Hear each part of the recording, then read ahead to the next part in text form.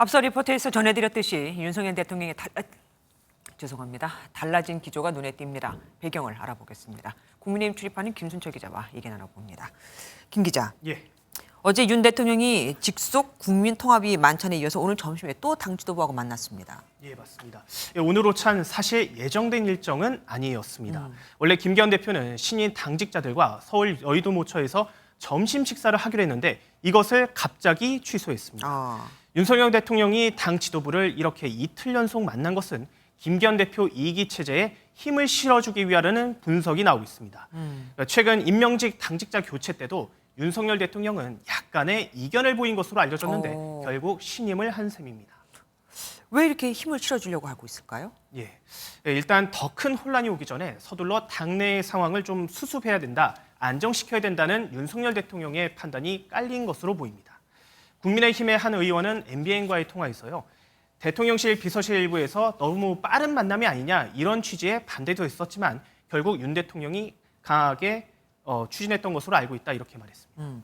어제 대통령이 국민통합위 만찬을 하면서 그 헤드 테이블에 보니까 김한길 위원장이 앉아 있더라고요. 아무래도 김한길 위원장을 이렇게 역할을 뭔가 주려고 한다는 듯한 느낌도 받았습니다. 예, 어제 만찬의 풍경은 사실 좀 이례적이라는 평가가 좀 많았습니다. 그랬어요? 국민의힘 지도부와 국회 상임위 간사단, 여기에 국무위원까지 90명이나 참석했을 만큼 만찬의 규모가 상당히 컸는데요. 네. 이를 두고 정치권 일각에서는 윤 대통령이 각별한 사이인 김한길 위원장을 좀 띄우려는 게 아니냐 이런 분석이 나왔습니다. 보는 데서. 예, 만약 김기현 대표 2기 체제가 연말까지 제 역할을 하지 못하면 비대위 체제로 전환될 경우 중도 확장 차원에서 김한길 위원장을 비대위원장으로 가게 하려 한다 이런 분석인 것입니다. 그렇겠네요. 다만 경북 지역의 한 의원은 MBN과의 통화에서 비대위 전환 가능성도 낮을 뿐더러 격려 차원일 뿐 힘을 싣는 분위기는 전혀 아니다라고 말했습니다. 국민의힘의 한 핵심 관계자는 대통령이 말한 질서 있고 내실 있는 변화는 이달엔 당을 개혁하고 다음 달에는 대통령실 참모진 개각을 의미하는 것으로 보인다며 비대위 전환 가능성을 일축했습니다. 다만 총선 전에는 다양한 변수가 있는 만큼 일단 상황은 좀 더 지켜봐야 할 것 같습니다. 예, 뉴스 추적 지금까지 김순철 기자와 함께했습니다. 고맙습니다. 안녕하세요, 김주하입니다.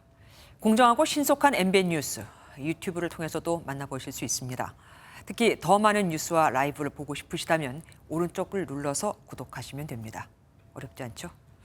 빠르고 정확한 뉴스로 계속 찾아뵙겠습니다.